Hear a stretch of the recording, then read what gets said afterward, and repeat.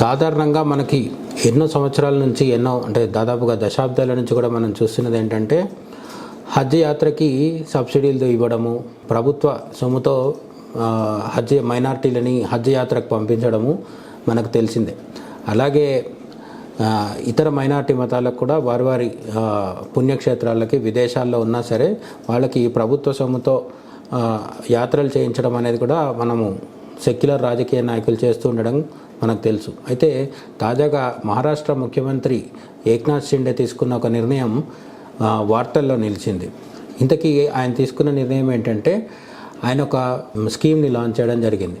అయితే అతి త్వరలో రాబోయే 5-6 నెలల్లోనే మహారాష్ట్రకి అసెంబ్లీ ఎన్నికలు ఉండడంతో అక్కడున్న మహారాష్ట్ర మహాయుతి సర్కార్ అంటే ఏక్నాథ్ షిండే అలాగే దేవేంద్ర ఫడ్నవీస్ కలిసి నడుపుతున్న మహాయుతి సర్కార్ ఏదైతే ఉందో, శివసేన బీజేపీ పొత్తుతో నడుస్తున్న ప్రభుత్వం ప్రజల్ని మెప్పించి ఓట్లు సాధించుకోగలిగే అనేక ఆకర్షణీయమైన పథకాలు ప్రవేశపెట్టడం జరుగుతుంది. అందులో భాగంగా ముఖ్యమంత్రి తీర్థ దర్శన్ యోజన కూడా తాజాగా ప్రవేశపెట్టడం జరిగింది.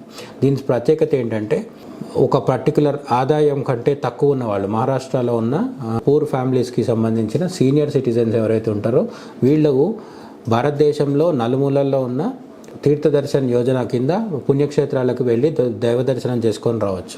దీంట్లో కాశ్మీర్లో ఉన్న అమర్నాథ్ మొదలుపెట్టి ఒరిస్సాలో ఉన్న పూరి జగన్నాథ్ కావచ్చు, గుజరాత్లో ఉన్న పుణ్యక్షేత్రాలు కావచ్చు, సోమనాథ్ లాంటి పుణ్యక్షేత్రాలు కావచ్చు, భవ్య రామాలయం నిర్మించడం జరిగింది కదా, అయోధ్య కూడా ఈ స్కీమ్లో ఉంది. ఈ విధంగా దేశం నలుమూలల్లో ఉన్న ఉత్తర దక్షిణ భారతదేశాల్లో అన్నిటి చోట్ల కలిపి అనేక ప్రముఖ పుణ్యక్షేత్రాలు దాదాపు 150కి పైగా ఈ లిస్టులో చేర్చడం జరిగింది.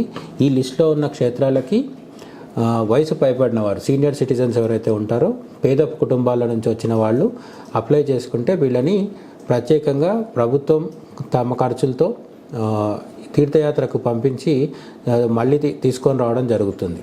ఇటువంటి స్కీమ్ దాదాపుగా ఇంతకుముందు ఎక్కడా లేదు, ఇదే మొదటిసారి అని కొందరు చెప్తున్నారు.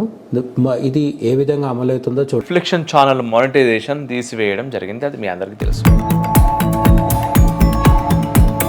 బెట్టింగ్ యాప్స్ ప్రమోట్ చేస్తే ఒక్కో వీడియోకి లక్షల్లో డబ్బులు ఇస్తామని చెప్పినా కూడా ఏ రోజు మనం వాటి జోలికి పోలేదు. చివరికి శాటిలైట్ ఛానళ్లు కూడా సాహసం చేయలేని విధంగా అతిరథ మహారథులతో సనాతన క్షాత్రం అని 2 కాంక్లేవ్స్ చేసుకున్నాం. పాత బస్తీలోని దేవాలయాల్లో యజ్ఞాలు నిర్వహించాం. ఫోన్లు చేసి చంపుతాము అని బెదిరించిన వాళ్ళు ఉన్నారు. ఇప్పుడు మీ అవసరం మాకు ఎంతో ఉంది. ఈ ఛానల్ని కాపాడుకోవాల్సిన బాధ్యత మీకు ఉంది అనుకుంటే మాత్రమే మీరు మాకు సహాయం చేయర్రి. మీ దగ్గర నుంచి నేను సహాయం కోరుకుంటున్నాను.